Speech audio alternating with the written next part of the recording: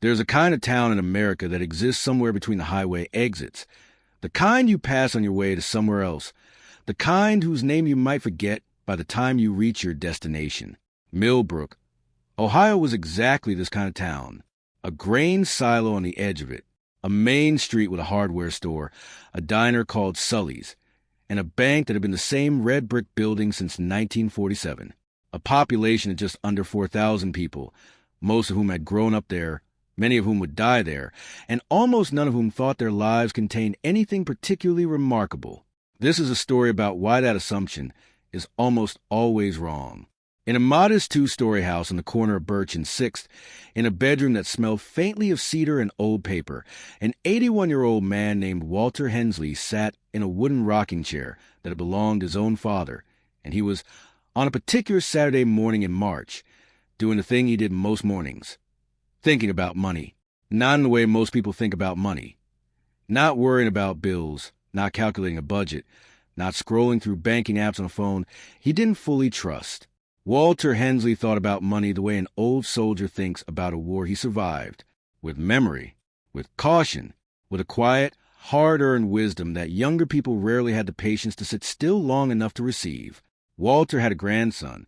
The grandson's name was Ethan Cole, and Ethan was 26 years old, and Ethan was, though he would not have phrased it this way himself, about to learn the most important lesson of his entire life. Ethan Cole had grown up 40 minutes outside Millbrook, in a suburb of Columbus that had good schools and manicured lawns, and a particular kind of comfortable normalcy that breeds confidence without always breeding wisdom. His parents, Walter's daughter Susan and her husband David, had worked steady jobs, lived within their means, and raised Ethan with values that were, on paper, exactly right. Work hard, finish school, get a good job, be a good person. Ethan had done all of this. He had graduated from Ohio State with a degree in marketing. He had landed a job at a growing tech company in Columbus within 4 months of graduating, which his friends considered remarkably fast, and which Ethan considered, privately, to be exactly what he deserved. Because Ethan worked hard, and Ethan was smart, and Ethan had never really had to struggle for anything in a way that left permanent marks. He made good money for a 26-year-old, $68,000 a year, with a bonus structure that had paid out twice already. He had his own apartment in a trendy part of Columbus, the kind with exposed brick and a rooftop deck that he used maybe 4 times a year, but paid extra rent for anyway, because it looked good when people came over. He drove a leased SUV that was technically not his.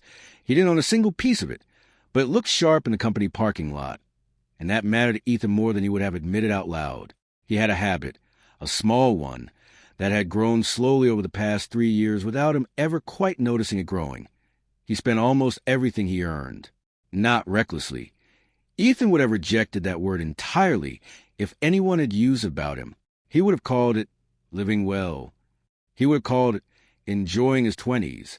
He would have pointed, with some justification, to the fact that he wasn't in credit card debt, that his bills were paid on time, that he wasn't doing anything that looked on the surface like a problem. But underneath the surface, the math told a different story. Ethan Cole had a savings account with $412 in it. He had been employed for 2.5 years. He had earned, in that time, somewhere in the neighborhood of $160,000 after the bonuses. And he had $412 to show for it, sitting quietly in an account he rarely looked at, earning interest so small it was almost a joke. This was not a crisis yet. This is a part of the story that is most important to understand, and the part that most stories like this one get wrong. Nothing dramatic had happened to Ethan. No medical emergency. No job loss. No crisis of any kind. He was simply living the way an enormous number of young Americans live, comfortably, pleasantly, paycheck to paycheck, with no particular sense of alarm, because the next paycheck always arrived on time, and the bills always got paid, and the credit score stayed decent, and nothing ever seemed to actually break. It is a particular kind of danger, this kind of comfortable drift, because there is no single moment that announces itself as the moment things went wrong. There is only a slow accumulation of small choices, repeated so many times that they stop feeling like choices at all, and start feeling like simply who you are. Ethan did not know any of this about himself yet. Not in any conscious way. He thought he was doing fine. by most measures available to him in his daily life. Rent paid, car payment made, friends impressed, Instagram looking good. He was doing fine. He was about to drive to Millbrook to visit his grandfather, and he had absolutely no idea that this particular Saturday would be the day the floor of his comfortable assumptions cracked open. Walter Hensley had not always been an old man, sitting quietly in a rocking chair. This was something people forgot when they looked at him. The way people always forget that the elderly were once young, were once ambitious, were once afraid and uncertain and reaching for something just out of grasp, exactly the way the young people looking at them now were reaching. Walter had been born in 1945, the same year the war ended, in a farmhouse 3 miles outside what was in a much smaller Millbrook. His father had been a machinist at a factory that made parts for farm equipment, a man who worked with his hands and rarely spoke more than was necessary, and who had taught Walter, mostly through example rather than lecture, that there were 2 kinds of money in this world, money you spent and money you kept, and that the second kind, though it felt less satisfying in the moment, was the only kind that ever actually built anything that lasted. Walter had married young, 22 years old, to a woman named Eleanor, who had passed away 9 years ago after 52 years of marriage, and whose photograph sat on the dresser across from Walter's rocking chair, watching over the room the way she had watched over the family for half a century while she was alive. Walter had worked at the same factory his father had worked at for 38 years, retiring as a floor supervisor. He had never made what anyone would call a high salary. He had never had what anyone would call a glamorous life. He had raised 3 children, Susan, who was Ethan's mother, and 2 others who had moved away to Chicago and Phoenix and called on Sundays, in a house that he had paid off completely by the time he was 51 years old. And somewhere in that house, though almost nobody knew this, because Walter Hensley was not a man who talked about his finances, considering the subject roughly as private as a person's medical history, there was a number that would have shocked every single person who thought they understood who Walter Hensley was. This is part of what the story is about. But that number does not arrive yet. It arrives later, and it arrives for a reason, and the reason matters more than the number itself. For now, what matters is this. Walter Hensley, sitting in his rocking chair on a Saturday morning in March, heard his grandson's car pull into the driveway and felt something he'd been feeling more and more often in recent months, a sense that time was running short, and that there was something important he had not yet said. Ethan arrived a little after 11, the way he always did, running slightly late, apologizing the easy, practiced way of someone who knew he'd be forgiven, carrying a box of donuts from a shop near his apartment because he knew his grandfather liked the cinnamon ones. Walter met him at the door with the careful, unhurried movement of a man whose knees had given him trouble for the better part of a decade, and the 2 of them settled into the small kitchen. Walter at the head of the table where he had sat for 60 years, Ethan across from him in the chair that had once belonged to Eleanor. They talked, at first, about ordinary things. Ethan's job, a trip Ethan was planning with friends in Miami in May. 4 days, an Airbnb on the beach, flights already booked. Walter listened with the genuine interest of a man who loved his grandson without reservation, asking questions that were not performative but real. Was the work interesting? Did Ethan like his co-workers? Was he sleeping enough? Was he eating vegetables? It was Ethan who brought up the trip's cost, almost as a brag. The way young people sometimes mention numbers not because the numbers matter, but because the numbers are meant to communicate something about success. He mentioned, almost in passing, that the trip would run him close to $2,000 all in between the flight and the Airbnb split and the spending money he'd budgeted for weekend, and that it was worth it because you only live once and his 20s weren't going to last forever, and he worked hard and deserved to enjoy the fruits of that work. Walter nodded slowly. He did not argue with any of this. He had learned, across 81 years, that argue with a young person's reasoning rarely changed their mind. What changed minds was something else entirely, something that took longer and required more patience than a single conversation usually allowed. How much you got saved up? Walter asked. He asked it simply, without any edge to his voice, the way he might have asked about the weather. Ethan laughed, not unkindly, just easily, the laugh of someone who had never thought hard about the question before. I mean, I've got some, he said, enough for emergencies and stuff. I'm not really a save everything kind of guy.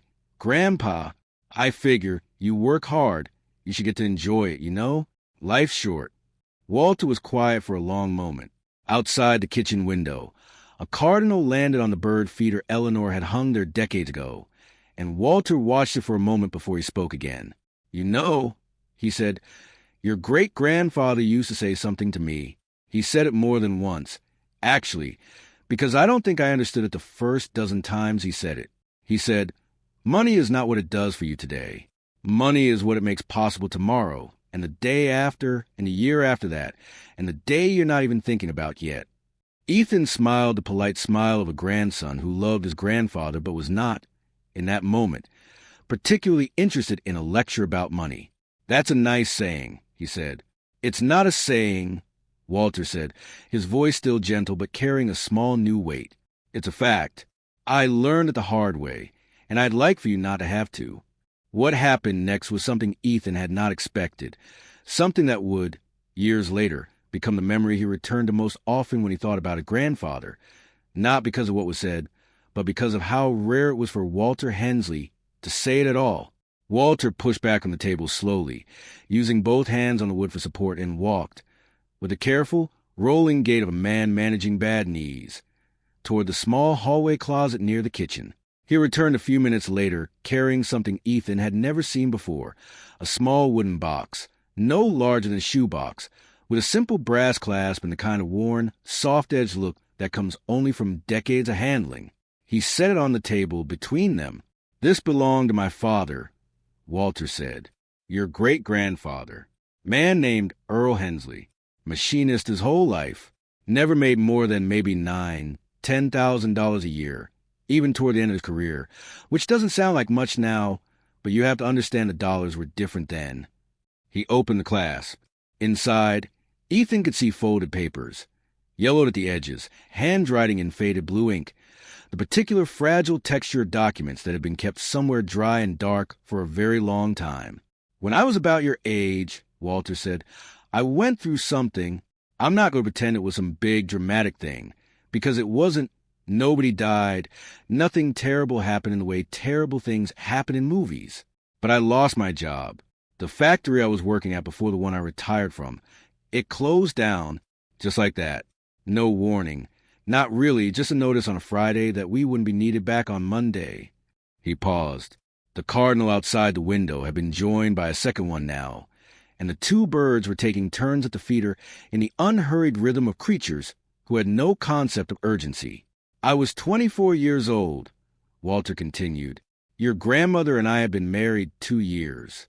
We had a baby on the way. That would have been your Aunt Margaret, though we lost her in childbirth, which is a different story for a different day. I had no job. I had a wife who needed care. And he paused again, and something in his face shifted. The particular expression of a man reaching back across 6 decades to touch something that still, even now, carried weight. I had $11 in the bank. Ethan sat very still. $11, Walter said again, as if the number deserved to be said twice. And I want you to understand something, Ethan. I had been working for 2 years by that point. I had earned real money, not a fortune, but real, steady wages. And at the end of those 2 years, when I needed it most, when the floor actually fell out from under me, I had $11 to show for it.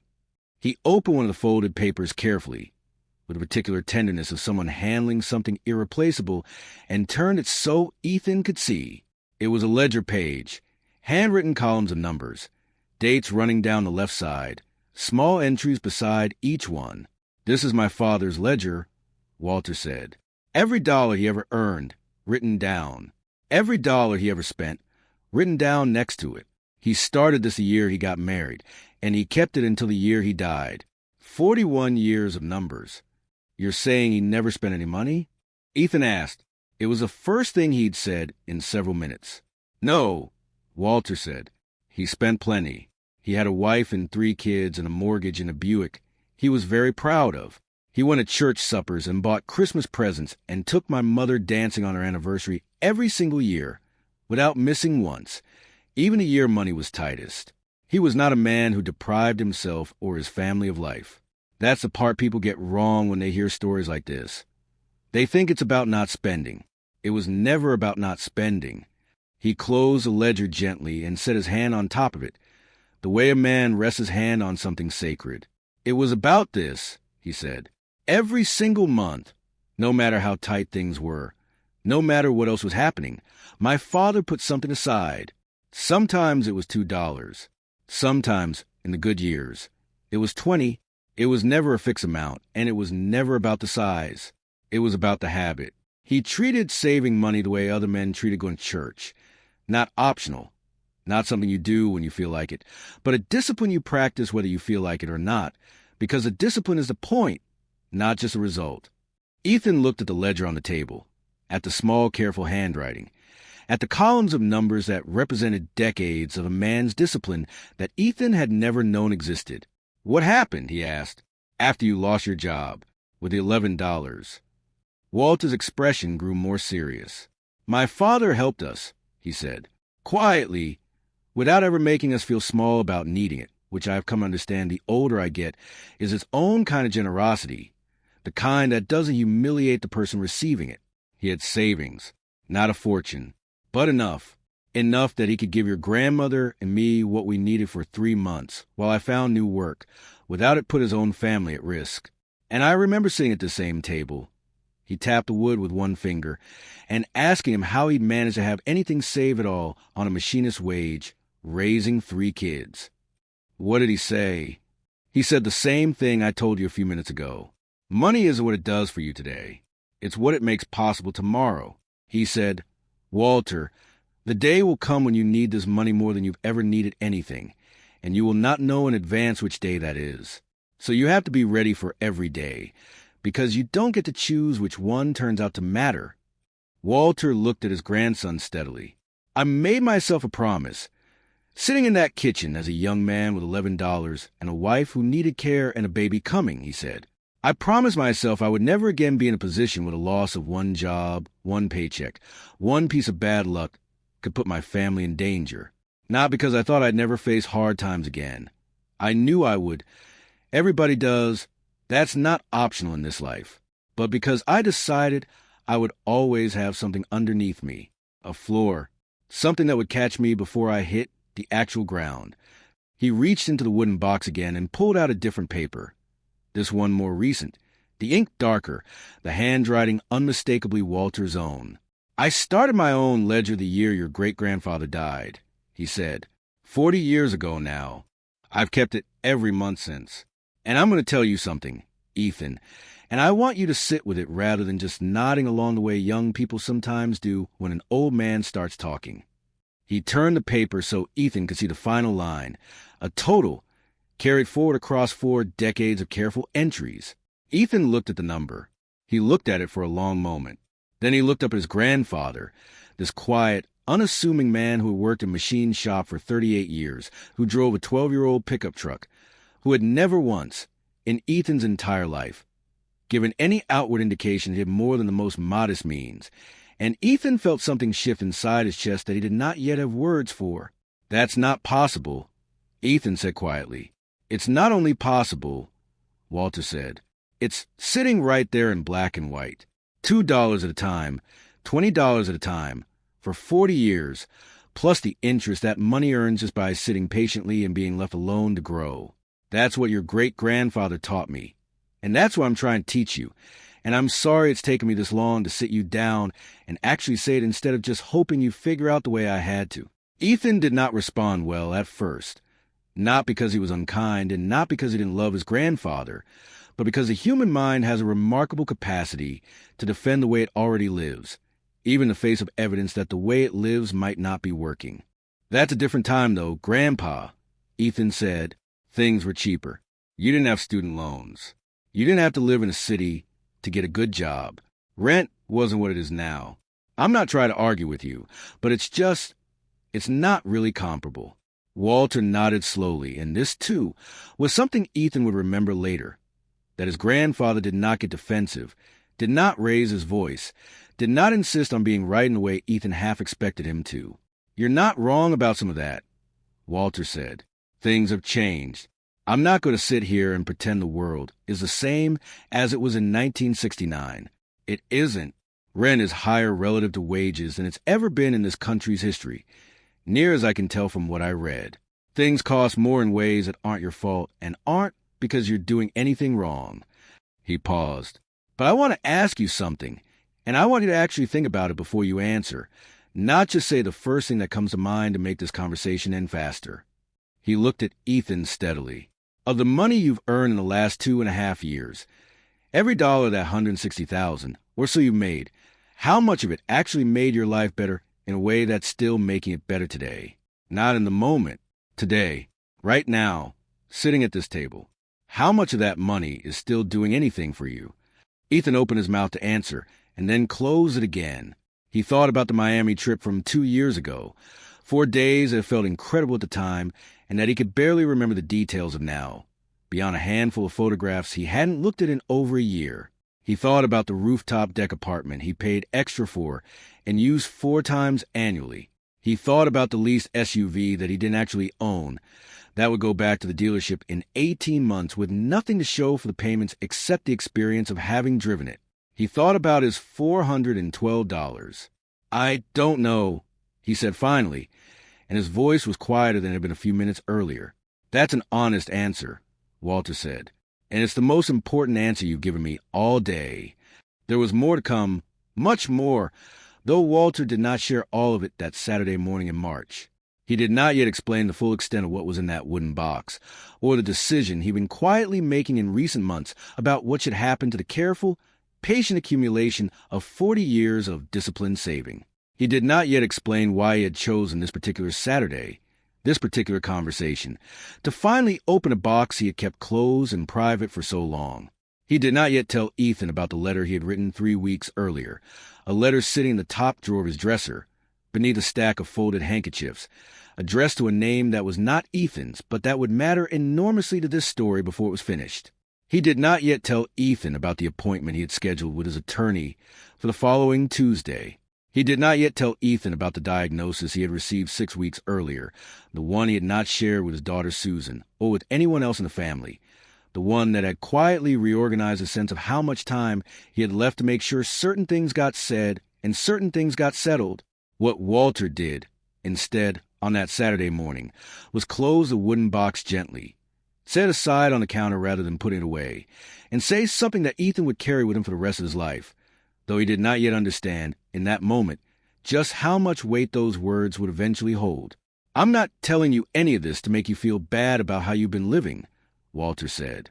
You're young. You're allowed to make mistakes. That's actually the whole purpose of being young. If you ask me, though nobody tells you that at the time, I'm telling you this because I love you, and because I am not going to be here forever, and because there is something I want to give you that is worth a great deal more than money, even though it can come wrapped up in money when the time is right. He reached across the table and put his weathered hand over Ethan's. I want to teach you how to build a floor under your own life, Walter said, the way my father taught me. Not because something bad is necessarily going to happen to you, though it might, because that's true for everybody. That's not pessimism. That's just honesty about how life works. I want to teach you because the floor is worth having whether or not you ever fall. A man who builds a floor and never needs it has lost nothing. A man who needs a floor and doesn't have one has lost everything that mattered. Ethan sat with his grandfather's hand over his own, and for the first time in longer than he could clearly remember, he did not have a quick response ready. He did not have a defense prepared. He simply sat in the quiet kitchen, with the cardinal still working the feeder outside the window, and let the weight of what he had just heard settle into him slowly, the way water settles into dry ground after a long drought, not all at once, but steadily, finding every crack it could reach. Okay, Ethan said finally. Teach me. Walter smiled, the first full smile he had offered all morning, and something in his face looked, for just a moment, decades younger. Tuesday, he said. Come back Tuesday. There's someone I want you to meet, and there's something I need to show you that I haven't shown anyone in this family yet. And Ethan, he paused, and his voice grew quiet, almost private. I need you to promise me you'll really listen, because what I'm about to teach you is going to ask something of you, and it won't feel good at first. Truth rarely does, the first time you hear it.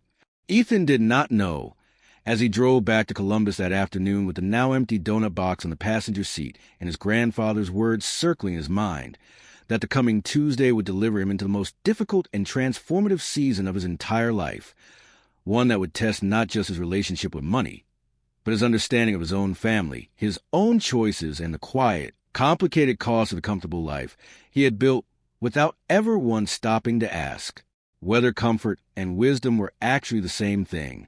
He did not know about the diagnosis. He did not know about the letter in the dresser drawer. He did not know what his grandfather had decided to do with the careful fortune accumulated $2 at a time across 40 patient years. He only knew, as he drove home to the flat Ohio farmland with the afternoon light slanting gold across the fields, that something inside him had shifted, quietly, almost imperceptibly. The way the first crack appears in ice before anyone notices the whole surface is about to change. The 4 days between Saturday and Tuesday passed for Ethan Cole in a way he had never quite experienced before. Slowly, in a sense, because the conversation with his grandfather kept returning to him at odd moments, and quickly, in another sense, because his ordinary life kept pulling at him with its usual demands, refusing to pause just because something important had happened in a small kitchen in Millbrook. He went to work on Monday and sat through a marketing strategy meeting where his manager praised the campaign Ethan had built, and Ethan accepted the praise the way he always did, with a confident nod and a brief thank you, but found himself, in the middle of the meeting, thinking about a wooden box with a brass clasp instead of quarterly numbers on the screen in front of him. He went out Monday night with friends. A casual dinner that turned into drinks that turned into a bill split 4 ways that came to $63 for Ethan's portion, an amount he would normally not have thought about twice. The kind of expense that simply happened, the way weather happens, without much examination. But this time, walking back to his apartment afterward in the cool spring air, he found himself doing something he had never done before. He pulled out his phone and opened his banking app and actually really looked, at the transaction history from the past month. What he saw unsettled him in a way that surprised him with its intensity. There was nothing dramatic in the list. No reckless purchase. No obvious mistake. Nothing that screamed problem the way the financial advice articles he'd occasionally skimmed online seemed to suggest a problem should announce itself. There was just a long, quiet accumulation of small things. A coffee here, a dinner there, a subscription he'd forgotten he was paying for, a pair of shoes he bought on impulse 3 weeks ago and had worn exactly once. Each individual charge was reasonable, defensible. The sum of all of them, laid end-to-end across 30 days, told a story Ethan had never bothered to read before. He had earned $5,600 and some dollars that month, after taxes. He had spent $5,420 of it. He stood on the sidewalk outside his apartment building, phone in hand, and felt something his grandfather's words had planted 4 days earlier begin, for the first time, to truly take root. Tuesday arrived gray and cool, the kind of early spring day in Ohio that couldn't quite decide whether it belonged to winter or to the season ahead of it. Ethan left work early. He had told his manager he had a family matter, which was true, though he had not elaborated, and his manager had not asked him to. He drove the familiar 40 minutes to Millbrook with a different quality of attention than he usually brought to the drive. He noticed things: the grain silo on the edge of town, the hardware store with its faded awning, the bank that had stood unchanged since 1947. The way you notice the furniture in a room you've lived in for years only after someone points out that one piece of it has always been slightly crooked. Walter was waiting on the porch when Ethan pulled into the driveway, which was unusual. Walter typically waited inside, given the trouble his knees gave him on the porch steps. But there he was, in a cardigan against the spring chill, sitting in a porch chair with a folder resting on his lap. "You're early," Walter said, which was Walter's way of saying he was pleased. "You said come Tuesday." Ethan said, "I didn't want to be late for whatever this is." Walter smiled slightly, but Ethan noticed, and this was the kind of thing Ethan was only beginning to learn to notice, the careful attention his grandfather's lesson had started teaching him in just 4 days, that there was something underneath the smile, a heaviness Walter was carrying that hadn't been quite as visible on Saturday. "Come inside," Walter said. "Someone's going to be joining us in about 20 minutes. I want to talk to you alone first." They sat in the same kitchen as before, though this time Walter did not bring out the wooden box right away. Instead, he excused himself for a few minutes and returned to his bedroom holding a single envelope, cream-colored, slightly aged at the corners, sealed. He set it on the table, but did not open it. "I wrote this about 3 weeks ago," Walter said. "I want to explain some things before I show you what's inside, because I think the context matters as much as the contents." He folded his hands on the table, the same posture he'd held on Saturday when he begun the story about his father's ledger. 6 weeks ago, Walter said, "I went in for some tests. Nothing I want to make into a bigger drama than it needs to be, and nothing I want you carrying around like a weight on your shoulders every time you look at me. But I'll tell you plainly, because you're a grown man, and you deserve plain information rather than soft, careful half-truths. I have a condition with my heart.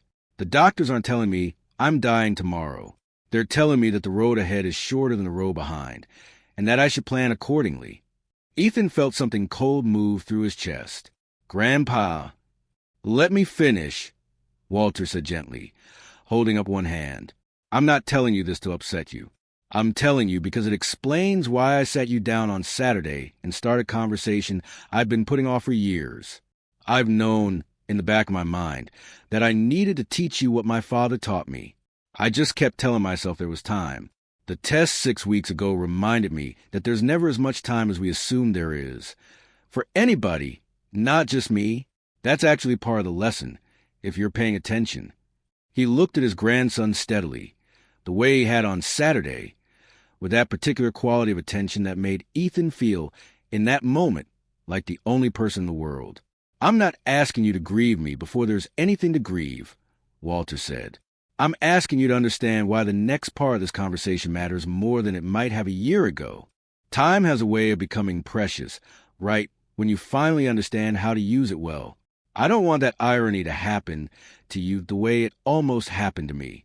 Walter slid the cream-colored envelope across the table, and this time he gestured for Ethan to open it. Inside was a single-type page from Walter's attorney, dated 3 weeks earlier, along with several pages of financial statements, bank statements, an investment account summary, a brief letter that appeared to be from a financial advisor named Robert Ainsley, confirming a series of figures. Ethan read through it slowly. At first, the numbers didn't fully register. They were too large, too far outside what he had expected to see attached to his grandfather's name, and his mind, for a moment, treated them the way it might treat numbers in a foreign currency. Technically present, but not quite real. Then they became real. Walter Hensley, retired machine shop floor supervisor, who drove a 12-year-old Ford pickup truck, who had never taken a vacation more elaborate than a week at a rented cabin in Michigan every other summer, who wore the same 3 cardigans in rotation, and had reupholstered the same living room couch twice rather than buying a new one. Walter Hensley had accumulated, across 40 years of disciplined saving and patient, unglamorous investing, just over $1,700,000. Ethan looked up from the papers. "How?" he said. It wasn't really a question. It was closer to an exhale. "The same way my father taught me," Walter said. $2 at a time, when I had $2 to spare. $20 at a time in the good years. Every single month, without fail. Even the months when it would have been easier and more enjoyable to spend it. And then, this is the part people miss, Ethan. This is the part nobody talks about because it isn't exciting. I let it grow. I put it into steady, unglamorous investments. Index funds, mostly, once those became available to people like me. Nothing exotic. Nothing that promised to double overnight. I never tried to get rich quick, because in 40 years of watching people try, I never once saw it actually work out for someone over the long run. I just kept putting money in, kept leaving it alone, and let 4 decades of patient compounding do the part that I couldn't do myself. He paused.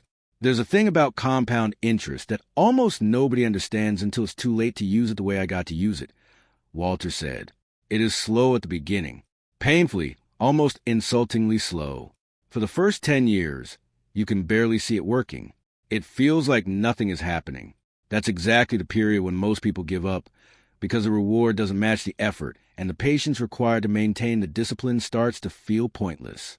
But if you stay with it, If you treat the boring middle years the same way you treated the difficult early years, eventually the math stops being slow. It starts moving faster than you can quite believe. The last 10 years of my saving added more to that number than the first 20 combined. Not because I saved more in those years. Because the money I'd already saved had finally had enough time to do what money does when you leave it alone long enough. Ethan sat with the papers in his hands for a long moment before he found the words for the question sitting underneath everything else he wanted to ask. "Why are you showing me this?" he said. "I mean, I understand the lesson about saving, Grandpa. I do. But you didn't have to show me the actual number for that lesson to land." Walter nodded slowly, as if he had expected exactly this question. "You're right," he said. "I didn't have to show you the number for the lesson about discipline to land. I showed you the number because there's a second lesson, and it's a harder one, and it requires you to actually see what's at stake to understand it properly." He stood, slowly, and walked to the kitchen window, looking out at the same bird feeder, though the cardinals weren't visible this time. "I have 3 children," Walter said, without turning around. "Your mother and your aunt and uncle in Chicago and Phoenix. I love all 3 of them without measure, and I have made sure, through my attorney, that all 3 of them will be taken care of when I'm gone, in equal measure, the way a father should provide for his children." He turned back to face Ethan. "But this money I've shown you, the $1,700,000, most of it isn't going to my children. It's going somewhere else. And I wanted you to understand the size of it and the discipline behind it before I told you where, because I need you to understand that this isn't a casual decision. It's the most carefully considered decision of my entire financial life, and it involves you directly." Ethan's heart was beating faster now, though he could not have said exactly why, whether from anticipation or anxiety, or some combination the 2 emotions create when they arrive together. "What do you mean it involves me?" he asked. Before Walter could answer, there was a knock at the front door. "That'll be Robert," Walter said. "Right on time. Let's go let him in, and I'll explain everything together the way I planned it." Robert Ainsley was a man in his late 50s, silver-haired, dressed in the unremarkable but well-fitted way of someone who had spent decades being trusted with other people's most sensitive information. He shook Ethan's hand warmly, expressed genuine condolences in advance about Walter's health in a tone that suggested real personal affection rather than professional obligation, and settled into the third kitchen chair with a leather folder of his own. "Walter's asked me to walk you through the structure of what he's planned," Robert said, looking at Ethan directly. "I want to say up front, I've worked with your grandfather for almost 20 years, and in all that time, I have never met a client who thought more carefully or more selflessly about money than he has. What I'm about to explain to you is, in my professional opinion, one of the more thoughtful financial plans I've ever helped someone build." He opened the folder. "Walter is establishing a trust," Robert said. "The bulk of his savings, just over $1.2 million of the total, will go into this trust upon his passing. The trust has a specific structure and a specific purpose, and you, Ethan, are named as the primary beneficiary and eventually the trustee." Ethan felt the floor of his understanding shift again, the second time in 4 days. "Me," he said. "Why me? What about Mom? What about Aunt Carol and Uncle Mike?" "Your mother and your aunt and uncle are each receiving a substantial direct inheritance outside of this trust," Robert said, "separate from what we're discussing. That's been settled and finalized, and they're aware of it. This trust is something different. It's not simply money handed to you. It's structured deliberately, carefully, to release in stages, tied to specific conditions over a period of years." "What conditions?" Ethan asked. Walter answered this one himself. "The first condition," Walter said, "is that for the next 12 months, starting the day after this conversation, you keep a ledger, the same kind my father kept, the same kind I've kept for 40 years. Every dollar that comes in, every dollar that goes out, written down, no exceptions, no skip days. Robert here is going to check in with you every month, not control you, not to judge you, but to support you the way I wish someone had supported me when I was your age and had nobody showing me how this was supposed to work. And if I do that," Ethan asked, "if you do that for 12 months, genuinely, honestly, not just performing it for show, the trust releases its first distribution, not the whole thing. A portion. Enough to matter, but not enough to change your whole life overnight. Because I don't believe sudden, overwhelming amounts of money are good for anybody, especially not a person who hasn't yet built the habits to handle it wisely.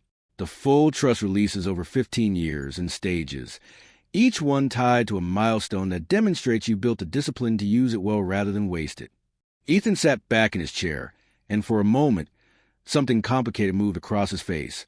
Gratitude, certainly, but also something else, something closer to discomfort. "This feels like a test," he said quietly. "Like you don't trust me." Walter's expression softened immediately, and he reached across the table, the same gesture from Saturday, his weathered hand settling over Ethan's. "It's not a test of whether I trust you," Walter said. "I trust you completely, Ethan.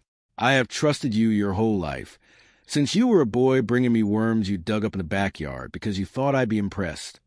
A small, genuine smile crossed his face at the memory. "This isn't about trust. It's about teaching. There's a difference, and I want you to understand it, because I think a lot of families get this wrong, and it costs them more than money." He squeezed Ethan's hand gently. "If I simply gave you $1.2 million tomorrow, with no structure, no lesson, no discipline attached to it, I would not be giving you a gift. I would be giving you a burden disguised as a gift. I have watched it happen to other families in this town. Ethan, I have watched young people inherit real money with no preparation for what real money requires of a person, and I have watched that money disappear in 3 years, 5 years, sometimes less, and I have watched the inheritance leave behind not security, but a kind of bitter confusion. How did I have so much and end up with nothing? I don't want that question waiting for you 20 years from now. I would rather give you something smaller, attached to real understanding, than something larger attached to nothing at all." Robert Ainsley nodded in quiet agreement. "I've seen it more times than I can count in this profession," he said. "Sudden money without structure is one of the most reliable ways to destroy a young person's financial future, paradoxically. It sounds backward, but the data on it is remarkably consistent." Ethan was quiet for a long moment, turning all of this over. "What if I fail?" he asked finally, and his voice, when he asked it, sounded younger than his 26 years. "What if I keep the ledger for 2 months and then forget, or mess it up, or go back to how I was living before?" Walter's answer came without hesitation, and it was, in many ways, the most important thing he said across the entire conversation. "Then you try again," Walter said. "That's the whole secret, Ethan. The one nobody tells you because it doesn't sound impressive enough to put on a poster. My father failed at this discipline more times than he ever told anyone, including me, until very near the end of his life when he finally admitted it. There were months he meant to save and didn't. There were years right after the war when he abandoned the ledger entirely because things were too hard and the discipline felt pointless against the size of the struggle. The whole secret isn't never failing. The whole secret is returning to it, every time, for as many decades as it takes. The compounding doesn't care about your failures, Ethan. It only cares whether you eventually came back and kept going." Robert Ainsley left an hour later, having walked through the remaining details of the trust structure with the patient thoroughness of a man who understood that Ethan would need to reread the documents several times before they fully made sense. He left behind a folder of his own for Ethan to take home, along with a small leather-bound notebook, a gift from Walter, identical in size and design. Ethan would later realize, to the one his great-grandfather Earl had used to begin his own ledger 70 years earlier. When Robert had gone, Walter and Ethan sat together at the kitchen table as the afternoon light began to shift toward evening, turning the kitchen the particular gold color that late spring afternoons in Ohio sometimes produce, the light coming low and warm to the window above the sink. "I want you to make your first entry now," Walter said. "Before you leave, I want this to start here, in this kitchen, the same place my father started his." Ethan opened the leather notebook to its first blank page. He uncapped the pen Walter handed him, an old fountain pen, heavier than the pens Ethan was used to, requiring a different, more deliberate pressure to write with. "What do I write?" Ethan asked. "Today's date," Walter said. "And then 2 columns, money in, money out. Write down what you earned this month so far, and write down, as honestly as you can manage, every dollar you've spent. Don't leave anything out because it embarrasses you. The ledger doesn't work if you lie to it." It's not for me to judge you. It's for you to finally see yourself clearly. Ethan began to write. It took him almost 40 minutes, working from memory and from the banking app on his phone, reconstructing a month of spending he had never once, in 2.5 years of earning real money, actually sat down and looked at in full. When he finished, he set the pen down and looked at the two columns side by side, what had come in, what had gone out, and the gap between them, small and uncomfortable, sitting there in his own handwriting where he could no longer pretend not to see it. "This is humbling," Ethan said quietly. "It's supposed to be," Walter said. "The truth usually is the first time you let yourself see it plainly. That's not a flaw in the exercise, Ethan. That's the exercise working exactly the way it's meant to." Ethan left Millbrook later than he'd planned. The spring evening fully dark by the time he pulled out his grandfather's driveway, the leather notebook resting on the passenger seat, where the empty donut box had sat 4 days earlier. He drove the 40 minutes back to Columbus with the radio off, which was unusual for him. The quiet of the car filled instead with the ordinary sounds of the road, and in particular, unsettled quality of his own thoughts.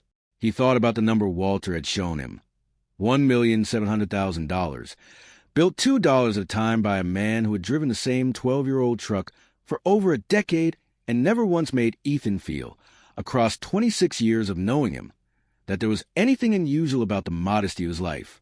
He thought about the diagnosis his grandfather had mentioned so plainly, almost in passing, and felt a fresh wave of fear move through him that had nothing to do with money at all. He thought about the trust, the conditions, the 12 months of disciplined ledger-keeping standing between him, and a distribution that could change the shape of his entire future. Yet he proved himself capable of receiving it wisely. And underneath all of these thoughts, quieter but somehow more persistent than any of them, he thought about the gap he had seen in his own handwriting that afternoon. The small, uncomfortable space between what he earned and what remained, a space that had been growing silently for 2.5 years, while Ethan told himself a story about simply enjoying his 20s, a story that had felt true enough at the time and now felt, in the gold afternoon light of his grandfather's kitchen, like something closer to a comfortable lie he had been telling himself without ever quite noticing he was telling it. He did not know, driving home to the dark Ohio countryside, that the next 12 months would test him in ways far harder than simply writing numbers in a notebook. He did not know about the unexpected expense that would arrive in just 6 weeks, threatening to derail the discipline before it had even properly begun. He did not know about the moment, still months away, when he would be tempted, genuinely, powerfully tempted, to abandon the ledger entirely and return to the comfortable, unexamined way he had lived before. He only knew, pulling into the parking garage beneath his Columbus apartment building, that something had been planted in him that afternoon that felt different from anything he had carried before. Not yet a habit, not yet a discipline he could trust himself to maintain, but something, a seed, the first uncomfortable, necessary crack in the floor he had never realized was as thin as it actually was. He carried the leather notebook upstairs with him, set it on his kitchen counter where he would see it every morning, and went to bed thinking, for the first time in longer than he could remember, not about what he wanted to buy next, but about what kind of man he wanted to become. Ethan Cole began his ledger on a Tuesday evening in March, and for the first 11 days, he discovered something that surprised him. The discipline was not nearly as difficult as he had braced himself for. There was, in fact, a strange satisfaction in it, a feeling he had not anticipated and did not entirely know what to do with at first. Each evening, before bed, he sat at his kitchen counter with the leather notebook open beside his laptop and wrote down what had come in and what had gone out that day. A coffee for $1.50. Lunch with a co-worker, $14. Gas for the leased SUV, $38. He found that the simple act of writing a number down by hand, in his own handwriting, made him pause before spending it in a way that scrolling past a digital transaction never had. By the end of the first month, Ethan had done something he had not done in 2.5 years of steady employment. He had spent less than he earned, not dramatically less, $310 less, to be exact, which he transferred into a savings account he had nearly forgotten existed, the same account that had held $412 for longer than he wanted to admit. He called his grandfather on the first Sunday of the new month to report this, and he could hear, even over the phone, the particular warmth in Walter's voice. Not excessive praise, not a parade, just a quiet, genuine pleasure that Ethan was coming to recognize as Walter's signature way of being proud of someone. $310, Walter said. Write that number down somewhere besides a ledger. Not because the number itself matters all that much yet, because it's the first time the gap went the right direction instead of the wrong one. That's worth remembering, regardless of the size. Ethan felt, for the first time in longer than he could clearly identify, something that resembled genuine pride in himself. Not the performed confidence he had carried into his grandfather's kitchen 4 weeks earlier, but something quieter and more real, built from an actual accomplishment rather than borrowed from the appearance of one. He did not know that this feeling was about to be tested in a way that would reveal whether the lesson had actually taken root, or whether it had simply been an easy month that had not yet asked anything difficult of him. It happened on a Thursday in late April, almost exactly 6 weeks after the conversation in Walter's kitchen, in a particular unglamorous way that real financial crises tend to arrive, not as a single catastrophic event, but as a sudden collision of several ordinary problems happening at once. Ethan's leased SUV, the one that looked sharp in the company parking lot, but had never technically belonged to him, developed a transmission problem on his way to work. The dealership informed him that while the vehicle was still under warranty for most repairs, this particular issue fell into a gray area that the warranty did not clearly cover, and that he would need to pay $1,100 out of pocket before they would release the car back to him. That same week, his apartment building's management informed all tenants, via an email that Ethan read with a sinking feeling in his stomach, that a special assessment was being levied on every unit to cover unexpected roof repairs, $400, due within 30 days, no exceptions, regardless of lease terms. And on Friday, as if the universe had decided to finish what it started, Ethan's dentist's office called to remind him that the root canal he'd been putting off for 8 months could not be put off any longer, and that the procedure, even with his insurance's partial coverage, would cost him just over $600. $1,100, $400, $600, $2,100, arriving within the span of 9 days, against a savings account that held, after 6 weeks of careful discipline, exactly $310. Ethan sat at his kitchen counter on that Friday evening with all 3 bills laid out in front of him, the leather notebook open beside them, and felt something inside him buckle in a way it had not buckled in the 6 weeks since his grandfather had first opened the wooden box with the brass clasp. What happened next inside Ethan's mind was something he would later describe to his grandfather, with some embarrassment, as the moment the old version of himself tried to come back and take the wheel. He thought, sitting there with the bills spread in front of him, about how easy it would be to simply put all of it on a credit card. He had good credit, excellent credit. In fact, the kind of credit score that made every financial institution eager to extend him whatever line of credit he requested. He could pay for the transmission repair, the building assessment, and the root canal with a single swipe of plastic, worry about the balance later, and the immediate crisis would simply disappear. The way it always had before, the way crises like this had quietly disappeared for 2.5 years without Ethan ever fully reckoning with where the money to make them disappear was actually coming from. He had, in fact, opened his banking app and pulled up the credit card before he caught himself. He sat there for a long moment, thumb hovering over the screen, and thought about his great-grandfather Earl, a man he had never met, sitting at a different kitchen table 70 years earlier with $11 to his name and a baby on the way, choosing, over and over, for 41 years, to put something aside even when putting something aside felt impossible. He thought about Walter, 24 years old with a wife who needed care in a factory that had closed without warning, making a promise to himself that he would never again be caught without a floor beneath him. He thought about the gap he had seen in his own handwriting on that first Tuesday evening, the uncomfortable space between what he earned and what remained, and he understood, sitting there with his thumb still hovering over the credit card on his phone screen, that this moment was exactly the test his grandfather had been preparing him for, even if Walter hadn't known the specific shape it would take. This was the moment where the discipline either meant something or it didn't.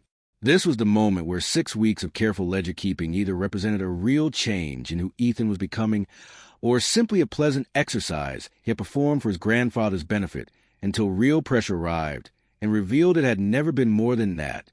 He put the phone down. He called his grandfather instead. Walter answered on the second ring, and Ethan could hear in the background the the familiar low murmur of the evening news that Walter watched most nights from his rocking chair. Ethan explained everything: the transmission, the special assessment, the root canal, the math that didn't work, the credit card he had almost reached for before stopping himself. He expected, somewhere in the back of his mind, that his grandfather might offer to simply cover the gap, the way a grandfather sometimes does for a grandson in genuine difficulty, and he would have been lying to himself if he said part of him wasn't hoping for exactly that. Walter did not offer this. "I'm sorry this landed on you all at once," Walter said, and his voice carried real sympathy, not the detached tone of a man delivering a lesson regardless of the human cost. "That's a hard week, and I'm not going to pretend otherwise. But I want to ask you something before we talk about solutions, and I want you to actually think about it rather than rushing past it." "Okay," Ethan said. "Of those 3 bills," Walter said, "which ones are true emergencies that simply cannot wait, and which ones have some flexibility in them if you look honestly?" Ethan considered this. "The transmission, I need the car for work, so that one's not flexible. The building assessment has a 30-day window. The root canal, the dentist said I shouldn't put it off much longer, but it's not like it has to happen this exact week. So you have one true emergency," Walter said, "and 2 things that feel urgent because they arrived at the same time, but actually have more room than they first appear to have." Ethan was quiet, turning this over. "Here's what I want you to consider," Walter said. "Not as an order, because you're a grown man and this is your decision to make, but as something to think through. You have $310 saved. That covers a meaningful piece of the transmission repair. Could you ask the dealership about a payment plan for the remainder? Many of them offer one, even when they don't advertise it." "I could ask," Ethan said. "Could you call your building management and ask whether the assessment could be split across 2 or 3 months instead of paid in full within 30 days? Buildings do this more often than people realize, if you simply ask in a reasonable, non-confrontational way." "Maybe," Ethan said. "And the root canal? Could it genuinely wait 6 weeks until your next paycheck cycle has given you room to set aside what you need for it, without risking real harm to your tooth in the meantime?" Ethan exhaled slowly. "Probably, yeah." The dentist said soon, not immediately. "Then here's what I would do. If I were in your position," Walter said, "I would use what you've saved toward the true emergency. I would ask, calmly and directly, for flexibility on the 2 things that have room to flex. And I would not reach the credit card. Not because credit cards are evil. They're not, they're just tools, and tools can be used wisely or poorly, but because reaching for it tonight, under pressure, without first trying the harder, more uncomfortable work of asking for flexibility, would teach your nervous system exactly the wrong lesson. It would teach you that discomfort gets erased by debt. I'd rather you learn, even though it's harder right now, that discomfort gets managed through patience, communication, and the floor you've already started building, thin as it still is." The calls Ethan made over the following 2 days were, by his own account afterward, some of the most uncomfortable conversations of his adult life. Not because the people on the other end were unkind, but because Ethan had never before had to ask anyone for flexibility regarding money. He had never needed to. The credit card had always been there, quietly absorbing the discomfort before it could fully form. The dealership service manager, a patient woman named Linda, told him this was actually a common request, and that they could split the remaining balance after his deposit into 3 monthly payments with no interest, provided he set up the first payment immediately. Ethan paid his $310 as a deposit that same afternoon, feeling a strange mixture of relief and vulnerability as he watched his entire savings account empty out in a single transaction, the first time since beginning the ledger that the number in that account had gone backward instead of forward. The building management company, after an email exchange that took Ethan 3 drafts to get the tone right, agreed to split the special assessment across 3 months instead of requiring it within 30 days, an accommodation that the email noted was available upon request but not advertised, exactly as Walter had predicted. The dentist's office confirmed that 6 weeks was a reasonable window, provided Ethan called immediately if he noticed increased pain or swelling in the meantime. By Sunday evening, Ethan had transformed what felt, on Thursday, like an impossible collision of $2,100 in unavoidable expenses against $310 in savings, into a manageable set of monthly obligations that fit uncomfortably but genuinely, within what he was now earning and saving each month. He had not used a credit card once.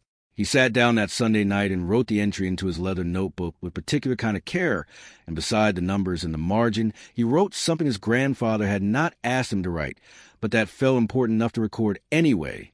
First real test. Did not take the easy way. Scared the whole time, but did it anyway.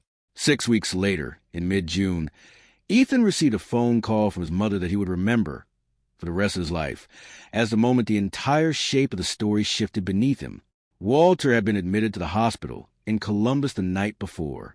His heart condition, the one he had described to Ethan in his kitchen 3 months earlier with such calm, deliberate plainness, had taken a sudden turn during the night, and Susan's voice on the phone carried the particular controlled urgency of a daughter trying to deliver frightening news to her son without causing him to panic on the highway while driving to join her. Ethan drove to the hospital with his hands tight on the wheel and his mind circling back, again and again, to the gold afternoon light in his grandfather's kitchen, to the wooden box with the brass clasp, to the leather notebook still sitting on his kitchen counter home with 3 months of careful entries inside it.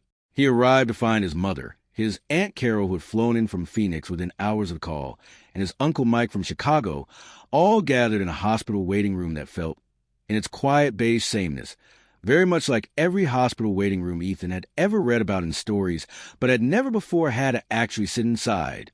The doctors explained, with the careful, balanced honesty that medical professionals learn to deliver, that Walter's heart had weakened significantly, that the coming days would be uncertain, and that the family should prepare themselves for the possibility that this admission might be different from the ones that had come before. Ethan sat in a plastic chair beside his mother and felt, for the first time since his grandfather had opened a wooden box, the full weight of how little time might actually remain. Not as an abstract idea Walter had mentioned calmly across a kitchen table, but as a concrete, frightening present reality unfolding in real time in a hospital 3 floors above where he sat.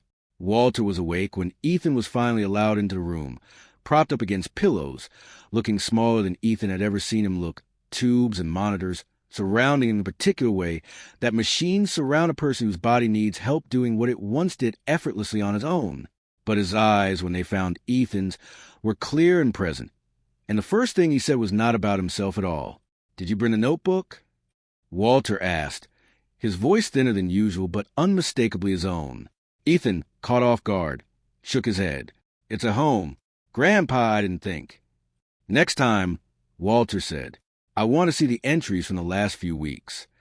Ethan sat down in a chair beside the hospital bed and took his grandfather's hand, the same gesture, almost without thinking about it, that he had seen in countless stories of families in hospital rooms, the universal language of love that has nothing to do with words.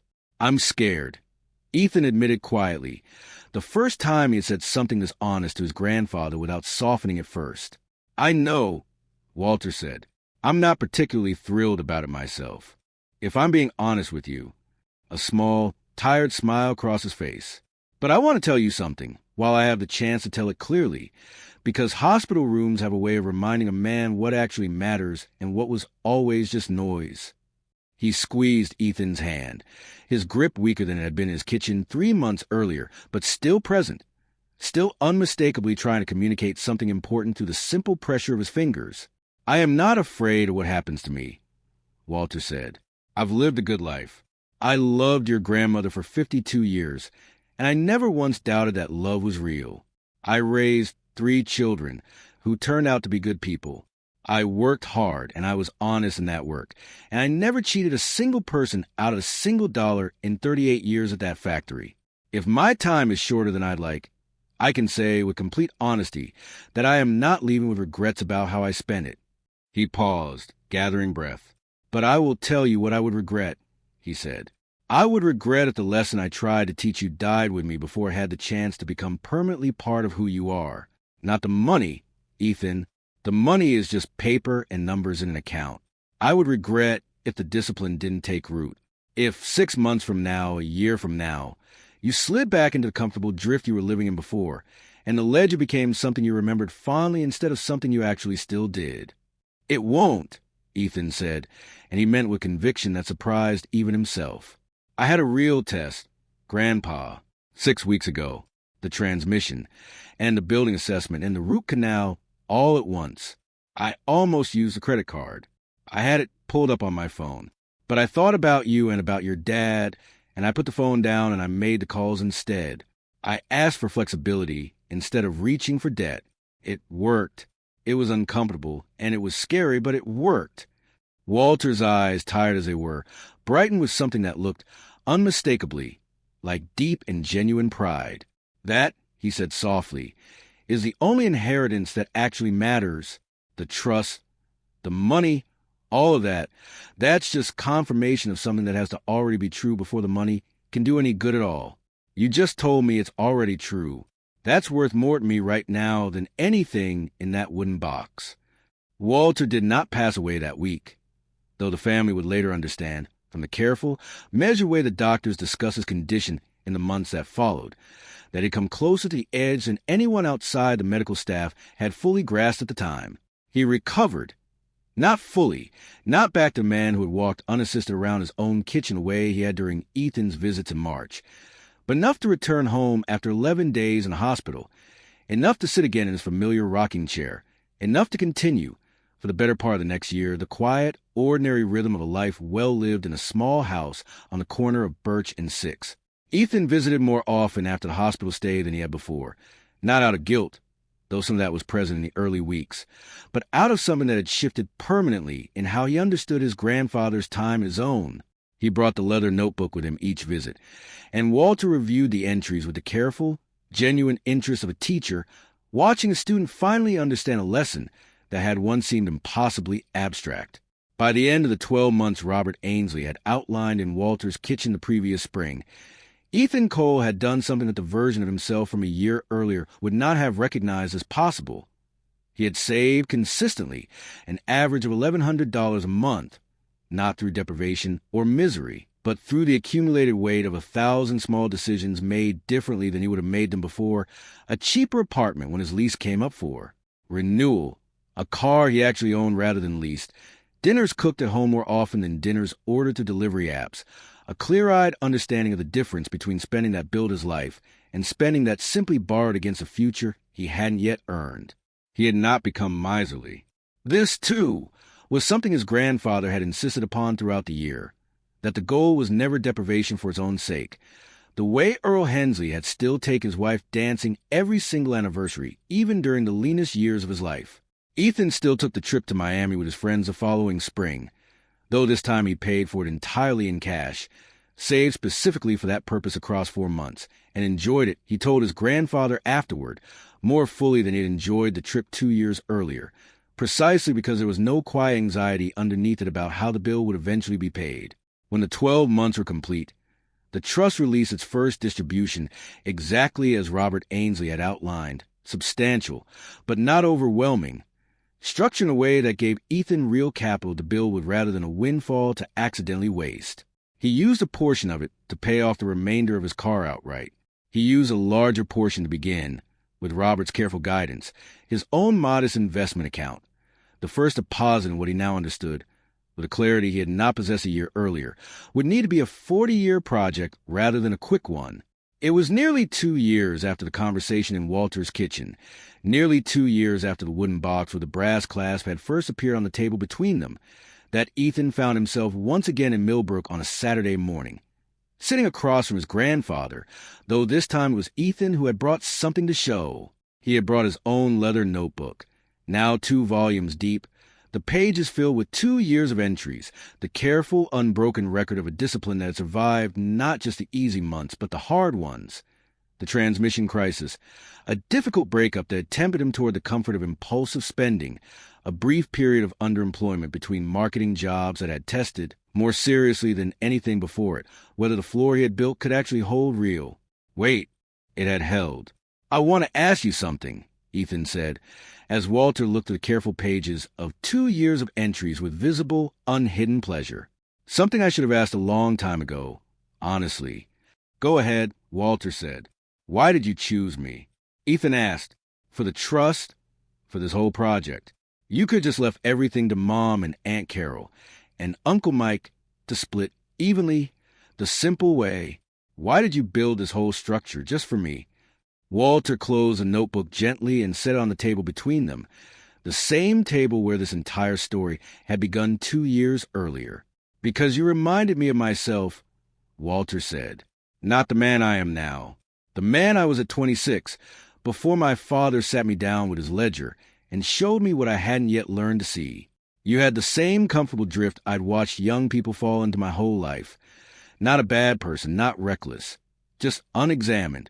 And I recognized, watching you talk about that Miami trip at this table 2 years ago, that you were exactly where I had been standing the year my factory closed, and I discovered I had $11 to my name after 2 years of honest work."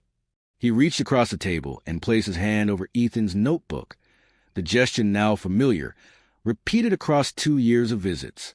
"I didn't choose you because you needed saving from some disaster," Walter said.